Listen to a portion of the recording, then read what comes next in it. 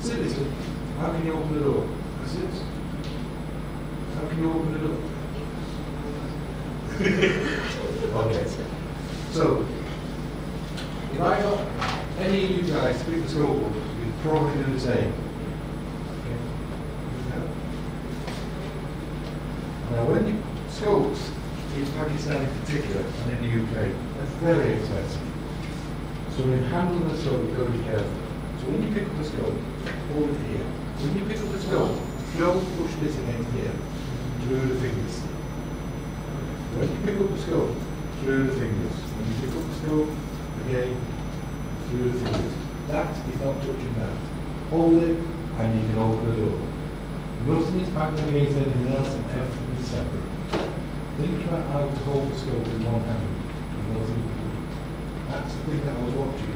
So I wanted to go through the most important. Next, most important, in answer to your question where you come across, what you say about the torque steering. That is only on just so you can see what the tip is doing. Yeah, so you can only see what the tip is doing. Nothing other than that. You're trying to advance it and you're trying to put torque on. And the torque's not working, is what you say. What we say, maintain it. It's down to this hand. Every time you can't keep the torque on, it's down to this hand. Always down to this hand. I want to keep the torque on, so I start with my thumb uncomfortable. I put my thumb at 6 o'clock. This is hurting the wrist here. I want my wrist to be comfortable. I rotate. It won't stay. It will rotate. It won't stay. I rotate. And that's what we say. Get the scope, I bring it up, it'll stay. It'll go forward, it'll go back, this. What is causing you the problem is that your hand, and in one of the cases, because how it was, you were unable to maintain the torque. If your scope was here, which is where you should have it, because while you were, you had the scope here, and you couldn't get it to maintain, and you'll find it difficult to maintain. If that's the case, the easiest way to do, hand underneath. Now, how are you going to touch the scope?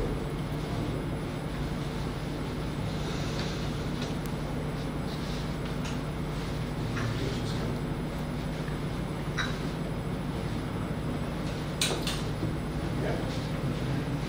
Hand over the top, you can't get it to stay. Hand underneath, how are you touching the scope? If I want to start to increase more, do that. The next thing what you're all trying to do is when you're trying to apply an anti-clockwise torque, look at this in the shape. Anti-clockwise means that the torque is doing this. And I'm forcing this into the bed. When I do it clockwise, I'm lifting it. So if I do clockwise and lift it, I've got that weight. So when I apply start at 6 o'clock, 6, and look, onto there. It takes up tension. I can now do this. But I can't go so far, just go into my arm. Hand underneath, start here, go to there. Go to there. If you want to knock it out, just do that. Go to there. Onto there. If you do an anti-clockwise, and you've got it laid out, which is what you're taught to lay out onto the bed. You teach you to lay out onto the bed. Anti-clockwise. You're forcing this now into the bed, right there. Put your finger there. Put your fingers in there. Push your fingers. No. Just put your fingers there. Can you feel it? You must have the least sensitive fingers in the world. Come around here, you're a lady, you've got sensitive fingers.